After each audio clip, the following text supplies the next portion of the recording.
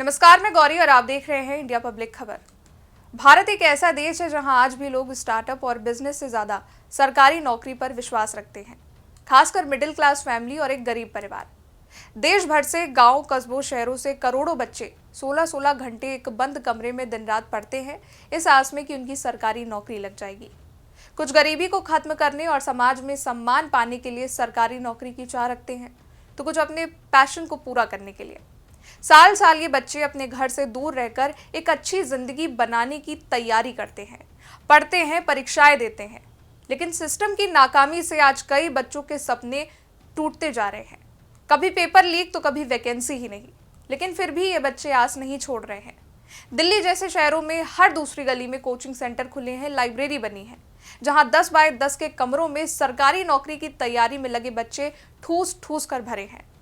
आज हम इस विषय पर बात इसलिए कर रहे हैं क्योंकि हाल ही में एसएससी की परीक्षा को लेकर भयंकर विरोध हुआ। क्या बच्चे, क्या शिक्षक, सभी सड़कों पर उतर आए और अब ये मामला संसद में भी पहुंच चुका है। दरअसल स्टाफ सिलेक्शन कमीशन यानी कि एसएससी, जिसकी परीक्षाओं में अनियमितताओं के आरोप को लेकर देश की राजधानी दिल्ली समेत कई जगहों पर प्रदर्शन हो रहे हैं। बीते दिन एसएससी पोस्ट फेज 13 भर्ती परीक्षा में कथित अनियमितताओं और कुप्रबंधन के खिलाफ परीक्षार्थियों और कोचिंग में पढ़ाने वाले जाने माने लोकप्रिय टीचर्स जंतर मंतर पर प्रदर्शन करने पहुंचे। परीक्षार्थियों और शिक्षकों ने यह आरोप लगाया कि जब वो जंतर मंतर पहुंचे और सीजीओ कॉम्प्लेक्स के बाहर प्रदर्शन कर रहे थे, तब पुलिस ने उन पर लाठी बरसा दी। एसएससी क्या होता है, आपको ये बताते हैं। भारत की एक लोकप्रिय परीक्षा एसएससी है। एसएससी यानी कि स्टाफ सिलेक्शन कमीशन केंद्रीय सरकारी सेवाओं के लिए उम्मीदवारों के चयन की जिम्मेदारी निभाने वाली एक परीक्षा, जिसका गठन भारत सरकार के द्वारा साल 1975 में हुआ और इसका मुख्यालय दिल्ली में बना है, जो एक स्वायत्त केंद्रीय सरकारी संगठन के तौर पर काम करता है। सरल शब्दों में कहें तो एसएससी यानी कि सिलेक्शन पोस्ट फेज 13 एक डायरेक्ट भर्ती परीक्षा है और इसका उद्देश्य भारत सरकार के विभिन्न मंत्रालयों, विभागों और संगठनों में ग्रुप सी और ग्रुप डी पदों पर योग्य उम्मीदवारों की भर्ती करना है।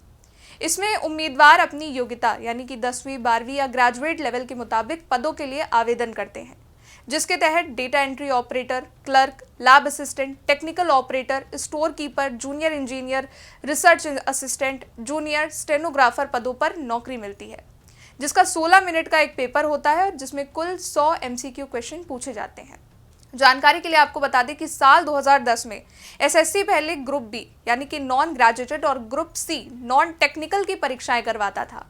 हालांकि ग्रुप बी ग्रेजुएटेड पदों जैसे कि असिस्टेंट अकाउंट्स अफसर और असिस्टेंट ऑडिट अफसर की परीक्षाएं भी एसएससी के अंदर ही आती थी।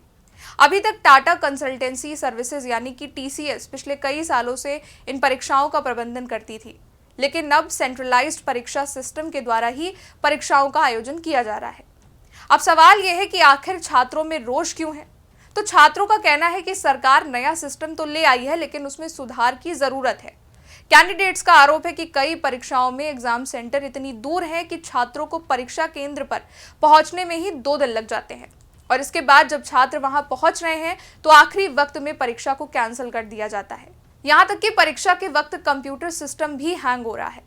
और हाल ही में 24 जुलाई को परीक्षा केंद्रों पर एसएससी फेज 13 की परीक्षा होनी थी, लेकिन कई केंद्रों पर तकनीकी खराबियां पाई गईं। परीक्षा देते वक्त कई छात्रों के कंप्यूटर हैंग हो गए और इस कारण उनका समय खराब हुआ।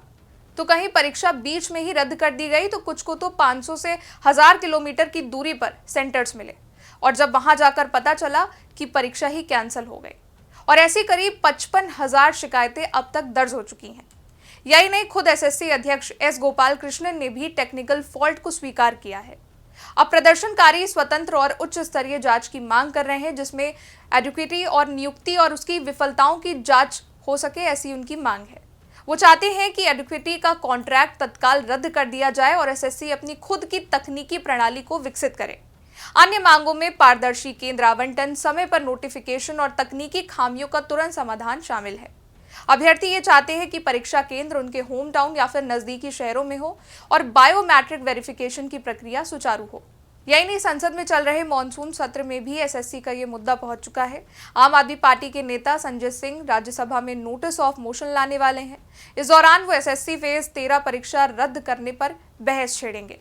संजय सिंह का कहना है कि एसएससी परीक्षा रद्द होने के बाद आगामी 13 अगस्त से आयोजित होने वाली सीजीएल परीक्षा को लेकर भी अभ्यर्थियों में गहन चिंता और डर का माहौल बना हुआ है। खैर, ये पहली बार नहीं है जब किसी परीक्षा को रद्द किया गया हो। अक्सर कई महत्वपूर्ण परीक्षाएं जिस पर लाखों बच्चों का भविष्य टिका होता है, वो या तो लीक हो जाती हैं या फिर कैंसिल। इसलिए आज सोशल मीडिया पर #SSC मिसमैनेजमेंट, #SSC सिस्टम सुधारो और ऐसे कई हैशटैग लाखों की संख्या में ट्रेंड कर रहे हैं। अब देखना यह होगा कि प्रदर्शन कर रहे शिक्षक और अभ्यर्थियों की मांग पर एसएससी क्या कदम उठाता है। इस पर आपका क्या कहना है, कमेंट सेक्शन में बताइएगा। वीडियो को लाइक कीजिएगा, शेयर कीजिएगा, चैनल को सब्सक्राइब कीजिएगा। शुक्रिया।